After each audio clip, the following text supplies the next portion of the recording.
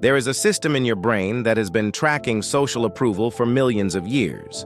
It evolved when your ancestors lived in groups of 30 to 50 individuals, where being liked could mean access to food, protection, and reproductive success, where being disliked could mean death. Your brain still runs that same software, except now it's trying to process approval signals from hundreds or thousands of people simultaneously, most of whom you'll never meet and none of whom control your survival. This is where the problem starts. When a baboon grooms another baboon, there's an immediate cortisol drop in both animals. Social bonding reduces stress toxicity because it signals safety within the hierarchy. Your brain does the same thing when someone validates you, when someone likes your post, agrees with your opinion, or compliments your work. The difference is that baboons stop grooming after 15 minutes. You can refresh your notifications for 15 hours. The reward prediction system in your brain, the one driven by dopamine, doesn't distinguish between a compliment from your boss and a heart icon from a stranger in another country.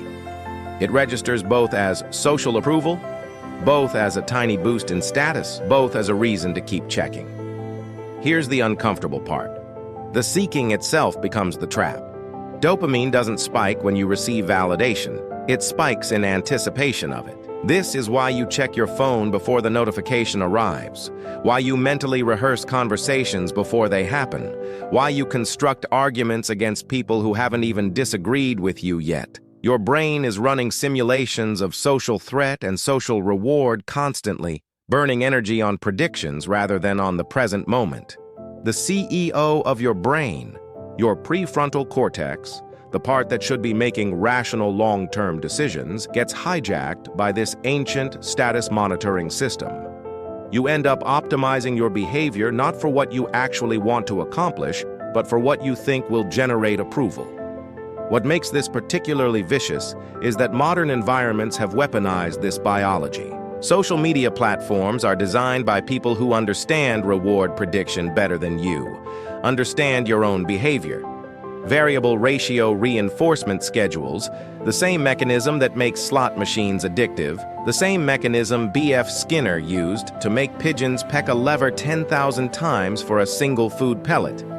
You post something and sometimes it gets attention, sometimes it doesn't. Your brain interprets this unpredictability as a signal to keep trying, keep checking, keep seeking.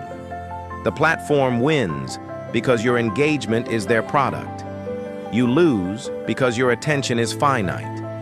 This is where people usually get it wrong. They think the solution is to stop caring what people think, to develop thicker skin, to become immune to criticism. That's not how your biological machinery works. You are a social primate. Your brain is wired to care about your position in the group because for most of human history, your position in the group determined whether you ate or starved, whether you reproduced or didn't. You can't turn that off any more than you can turn off hunger. What you can do is recognize when the system is being exploited by environments that don't match the ones it evolved for. Let me pause for a second and ask you something. People rarely ask honestly. What is the hardest part of living with this? Not the version you explain to others, but the part you deal with alone. If you feel comfortable, leave a comment. Not for advice, just to name it. You'd be surprised how many people are carrying the same thing quietly. What actually works is not eliminating the need for validation, but reducing the frequency and unpredictability of validation-seeking behavior. The first protocol is about changing your information diet. Your brain adapts to whatever environment you place it in. This is hardware adaptation, neuroplasticity, the same mechanism that allows you to learn a language or recover from a stroke. If you expose yourself to constant streams of social feedback, your brain will prioritize monitoring that feedback. If you reduce exposure, your brain will recalibrate its baseline. Practically, this means batching social interactions instead of grazing on them throughout the day. Check messages twice daily instead of 200 times. Disable notifications entirely. The argument people make is that they'll miss something important. But here's the reality. Nothing important happens in real time on a screen. Emergencies come through phone calls. Everything else can wait 2 hours. What you'll notice after a week is that the compulsion to check decreases, not because you've developed willpower, but because your reward prediction system stops anticipating the dopamine hit. The phantom vibrations stop. The mental simulations decrease. You reclaim the processing power your prefrontal cortex was wasting on status monitoring. The second protocol is about creating internal metrics that don't rely on external feedback. This sounds abstract, but it's extremely concrete. Your brain needs some way to assess whether you're moving in the right direction. If you don't give it an internal system, it will default to external validation because that's the evolutionary backup. What works is defining progress in terms that you can measure yourself, without input from anyone else. For a writer, this might be words per day, not likes per post. For someone learning a skill, this might be hours of deliberate practice, not compliments from observers. For someone trying to improve a relationship, this might be initiated conversations, not received warmth. The reason this works biologically is that it gives your prefrontal cortex something to track that isn't dependent on variable reinforcement from others. You're essentially building a competing reward system that you control. The key is that the metric has to be actionable, meaning you can influence it directly, and measurable, meaning you know whether you did it or not.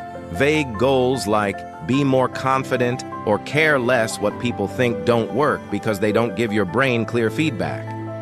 Concrete metrics do. Now, this sounds depressing, but it actually isn't. You're not broken because you seek validation. You're a primate living in an environment your primate brain wasn't designed for. The trap isn't the seeking itself, it's the lack of awareness that you're being manipulated by systems that profit from your attention. Once you see the mechanism, you can adjust the environment. You can reduce exposure to feedback loops that don't serve you.